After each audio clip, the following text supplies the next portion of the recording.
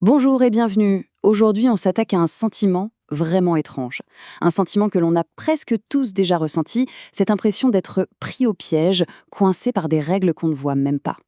Oui, cette sensation-là, d'être coincé, peu importe la décision qu'on prend.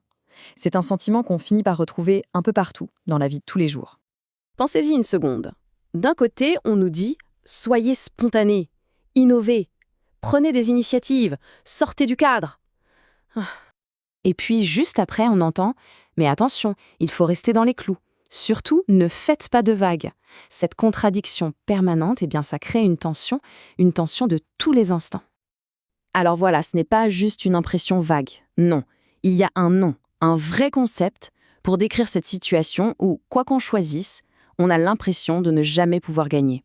Ce concept, il nous vient d'un anthropologue qui s'appelle Gregory Bateson, et il l'a nommé le double lien, ou double bind en anglais. Alors, qu'est-ce que c'est en gros? C'est une situation où l'on reçoit des messages, des ordres même, qui se contredisent. En gros, quoi qu'on fasse, on a tort. Simple, non? Eh bien, c'est un peu plus complexe que ça en a l'air. En fait, pour qu'on puisse vraiment parler de double lien, il faut que 4 conditions soient réunies. D'abord, bien sûr, il faut 2 messages contradictoires. Ensuite, ces messages doivent venir de quelqu'un qui a une forme d'autorité. Troisième point, et c'est crucial, impossible de faire remarquer que la situation est absurde. Et enfin, la dernière condition, peu importe le choix qu'on fait, à la fin, il y a une sanction. Ok, tout ça c'est la théorie. Mais voyons comment ça s'applique dans la vie de tous les jours. Et on va commencer par un endroit qu'on connaît bien, le monde du travail. Ah, le grand classique du management moderne. D'un côté, le message officiel « soyez autonome, innovez, prenez des risques ». Super, sauf que il y a le message implicite, celui qu'on comprend à travers les process. Et ce message-là, il dit tout le contraire. Surtout, ne dépasse pas le cadre qu'on a fixé. Le résultat, il est inévitable. On ne prend pas d'initiative, on est jugé trop passif. On en prend, on est jugé trop audacieux. La conclusion est parfaite. On nous demande d'être libre, mais à l'intérieur d'une cage. Un autre exemple, tout aussi parlant, c'est celui du bien-être au travail. Officiellement, l'entreprise se préoccupe énormément de la santé mentale. Sauf que dans la réalité, si quelqu'un ose admettre une fragilité, il est tout de suite vu comme un problème à gérer. Alors on se retrouve avec cette injonction complètement folle, on est invité à parler de sa souffrance, oui, mais à la seule condition de ne pas vraiment souffrir. Allez, quittons le monde de l'entreprise et passons à la politique. Parce que là aussi, ce mécanisme de double lien est un outil de gouvernance incroyablement puissant. D'un côté, le message explicite de nos démocraties, le citoyen est souverain, son vote décide de tout. C'est la promesse.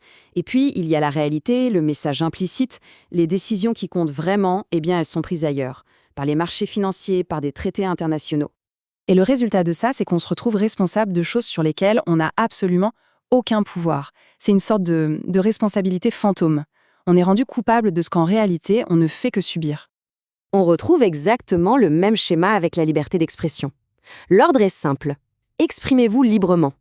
Sauf que, si une opinion dévie un peu trop de la norme, elle va être disqualifiée moralement.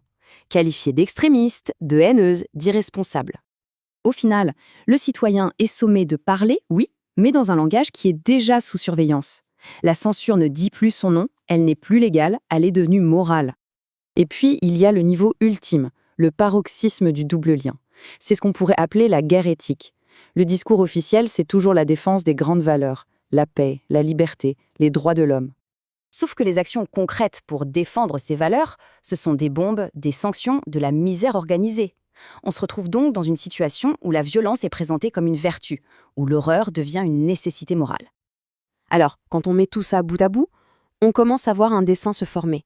Ce ne sont pas juste des exemples isolés, c'est en fait un véritable système. Un système qui nous met en conflit permanent avec nous-mêmes.